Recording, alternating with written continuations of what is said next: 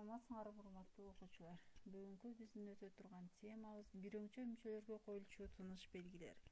Сабактын максаты бирөңчө мүчөлөргө коюлуучу тыныш белгилер менен таанышат, суроо бере алышат, сүйлөмдөрдү туура байланыштырууга көнүгүү беришет. Эгерде бир өңчө мүчөлөр интонация менен байланышса, бир өңчө мүчөлөрдүн араларына өтүр коюлат. Мисалы, талаадан ак, көк, сары, кызыл гүлдөрдү тердик. Мындай бир өңчө мүчөлөр ак, көк, сары, кызыл араларына өтүр коюлду. Бири-бири менен интонация аркылуу байланышты. Анда эмесе ушуларды көркөм окуйбуз.